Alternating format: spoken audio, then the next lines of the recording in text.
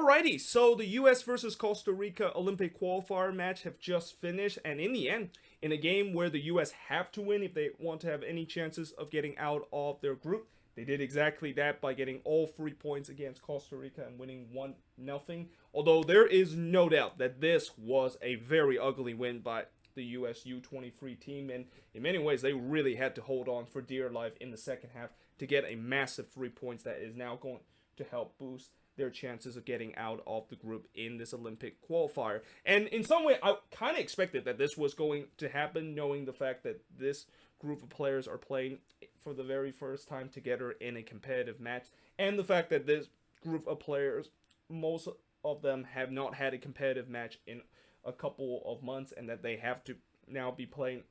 in this competitive match down in Guadalajara in a Thursday afternoon, which you know it's going to be hot, and also you have to play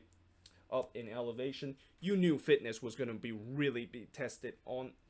the brinks for this US U23 team, and thankfully they just have enough fitness to able to get all 3 points in this game. Now, before I actually first talk about this game, I want to first mention that the US actually made a last-minute roster change, and that they actually added Tanner Tessman into their Olympic qualifier roster after Ulises Lainez unfortunately will be ruled out because of an ankle injury. And, a lot of people were saying that Tanner Tessman clearly should have been on this roster, and it seemed like now he is going to be on this Olympic qualifier roster, but unfortunately not the way that you hoped he was going to make this roster, with him have to replace Ulises Lainez, who I heard he was one of their better attacking option for this US youth national team. And yeah, that's just going to take another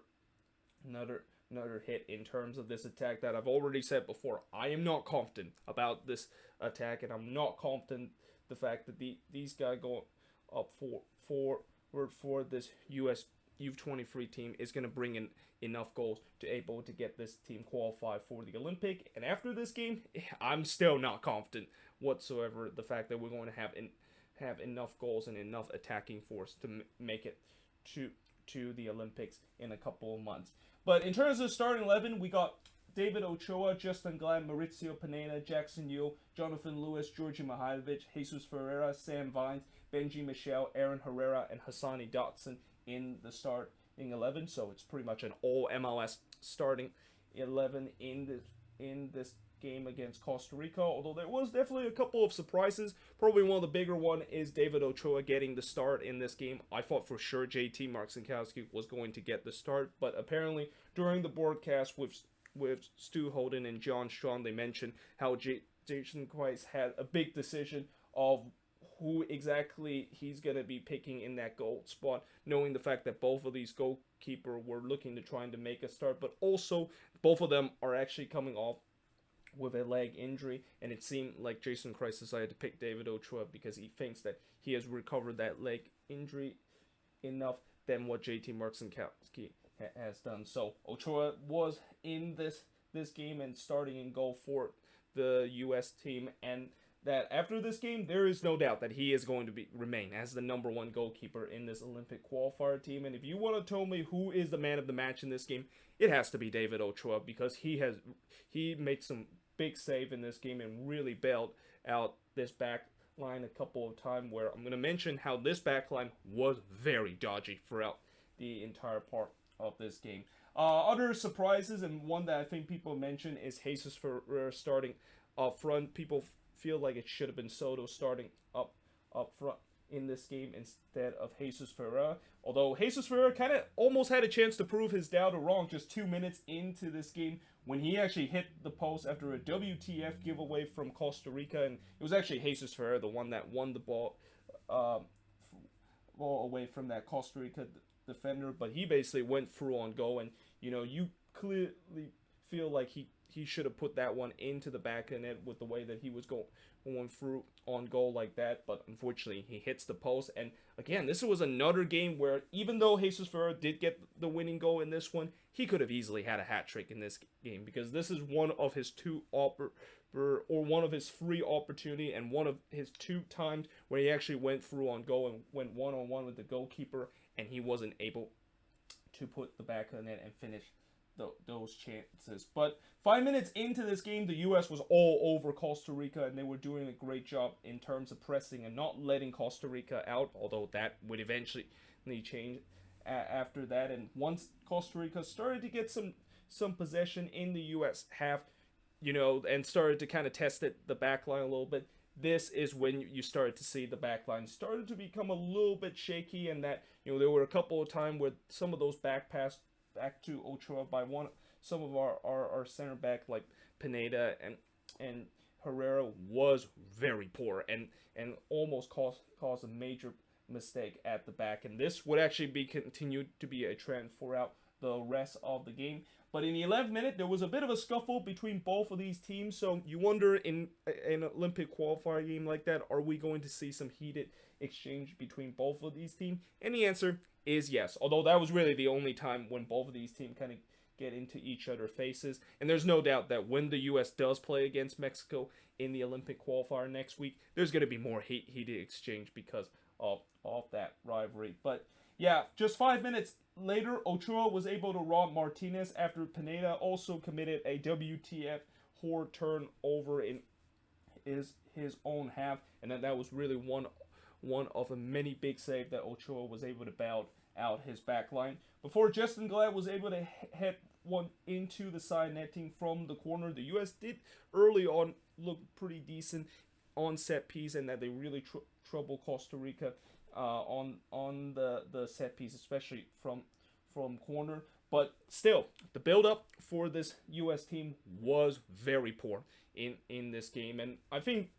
there was a combination. This was kind of a combination of the fact that Costa Rica was doing a good job in terms of not giving the U.S. a lot of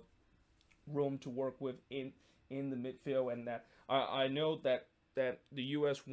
throughout this game, they want to give the ball to Jackson Yule, where he can basically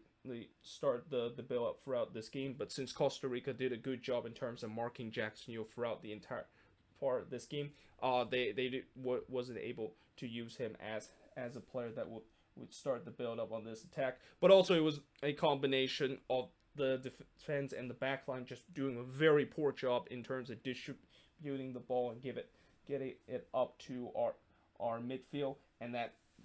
again, that was pretty much a combination of why the build-up on the attack was really a bit of a problem early on. But the U.S. did score the opening goal in the 34th minute, and this time Jesus Ferreira was able to make amends of his bad miss earlier by scoring from Sam Vines. What a ball this was from Sam Vines to basically cross this ball into the box, which Ferreira, fortunately this time, is able to make no mistake and put the ball into the back of net to give the U.S. a 1-0 lead. But then just 5 minutes later, it looked like Costa Rica scored, but unfortunately the flag was up for offside. This kind of did wake up the U.S. a little bit, because they started to press for the second goal before halftime, but unfortunately it was unsuccessful, and we head to halftime with the U.S. leading 1-0 against Costa Rica. Second half, just 2 minutes into it, Ochoa was able to make another big save, this time denying Nashville winger Randall Leal as Costa Rica pushed early, and really this was the beginning of where they kind of just dominated the second half and really put this U.S. back line that was already looking shaky and kind of continued to look shaky throughout this game under more pressure. Costa Rica also, as mentioned, they started to control the game, and the U.S. was really getting pinned back in their own half. Then in the 62nd minute, there was a simulation yellow card that was given to Luis Diaz, and I actually wrote that up on the board because I was actually shocked the fact that we would actually see a yellow card for simulation in this game. I mean, it's very rare you see referee give a yellow card to player that basically dive in the box, unless it's pretty obvious that he did exactly that. But it's probably even rarer that it happens in a CONCACAF match. And I thought the referee in this game, he probably did the best job in terms of refereeing this game out of any games that is involved in a CONCACAF competition, whether it's the CONCACAF Champions League or the World World Cup qualifier, and that there was even times where I'm thinking, is this even a CONCACAF game with the way that how good the refereeing has been in this game? Because usually with CONCACAF games, we always talk about how bad refereeing is and how there's a lot of shithousery that has happened, but just did not happen in this game. And that again, this was one of the most well referee game that I've seen in a CONCACAF game for a very long time. Then Bofo Salcedo, who just came off the bench just 1 minute after that instant, had a long range effort that just went wide of the net before Chamorro was able to rob Jesus Ferrer, who basically went through on goal after a wonderful ball from Hassani Dotson. I mean, Dotson pretty much put this one on a plate for Ferreira. And again, Jesus Ferreira, this was his second big, or this was his third big chances, and the second time where he went through on goal. But unfortunately, he took a bad first touch on that through ball, and because of that, it allowed the goalkeeper for Costa Rica to come off his lines and gather that one in time before Ferrero is able to basically either round the goalkeeper or even put one pass salmon into the back of net. And also during that play, Ferrero actually went down with an injury, as it looked like he hyperextended his knee, and then he was actually he got subbed off by Sebastian Soto because of that. So yeah, overall, again, even though Jesus Ferrer did get the winning goal, you gotta say he probably is very frustrated the fact that he had a couple of big opportunity in this game, and that unfortunately he wasn't able to put away, and really kind of maybe give a little bit more confidence in terms of the US fans, in terms of how he can definitely be the guy in that number 9 position, because I know there's a lot of critics are saying that Jesus Ferrer should not be deserved in that spot. And even though he had that great performance against Trinidad and Tobago, it was just kind of a cupcake game where he was facing against a team that was pretty much putting like their D squad, and it really doesn't tell you a huge story of whether or not if Jesus Ferrer has recovered after that horrible season he had with FC Dallas last year. Then Diaz would curl one just wide just 2 minutes later, and Luis Diaz, the Columbus Crew winger, I thought he had a really decent game, and he really come alive in the second half, pretty much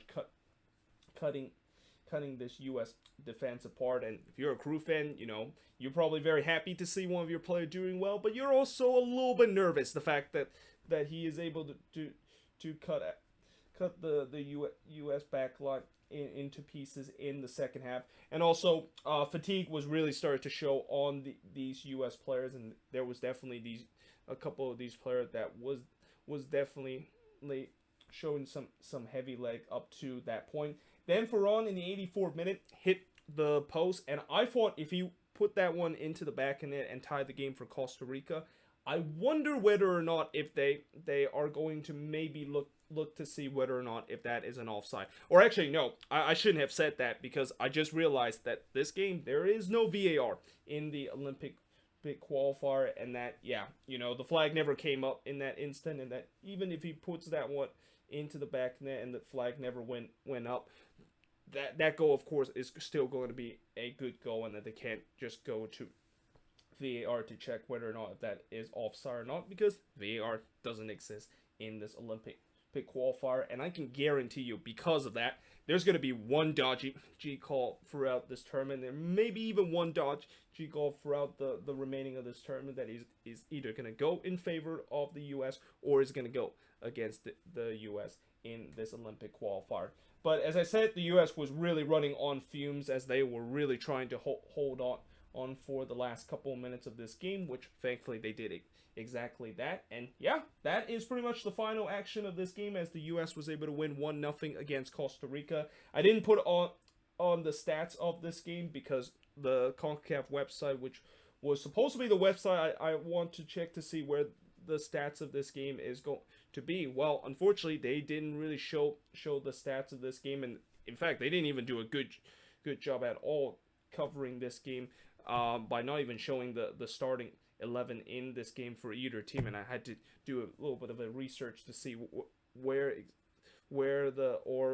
is the starting 11 is going to be in this game. So yeah, therefore I didn't put the stats number in this, but clearly I think Costa Rica had more shots than the US had, and that possession wise, I think it was kind of even with, the US had majority of possession in the first half, and then in the second half, Costa Rica had majority of possession and kind of controlled the game. But again, in the end, the US were able to get that crucial goal in the first half and able to hang on in this game. But I know a lot of people are going to say that this is definitely not a performance that's going to give them a lot of confidence that this team is going to qualify for the Olympic. But for me, I think this is just a game where we kind of expected the way that this was going to be a sloppy game, and a game that even though it was a must-win for the U.S., they need to make sure that if they are going to be sloppy and they are going to be playing some ugly soccer, to just kind of hold on for the latter part of this game, that at the end of the 90 minutes they emerge with a crucial 3 points, which they did exactly that. And now we shall see on Sunday when they play against Dominican Republic, are they going to do much better? And especially next week against Mexico, that is pretty much a big litmus test to see whether or not if this team is going to be good enough to potentially qualify for the Olympic in a couple of months. But yeah, there you have it. That is pretty much it for this video. Let me know in the comments below, what do you think of this game? And yeah, hope you guys enjoyed this video. If you do, make sure you guys do like, smash the subscribe button, and yeah, I of course will see you guys next time.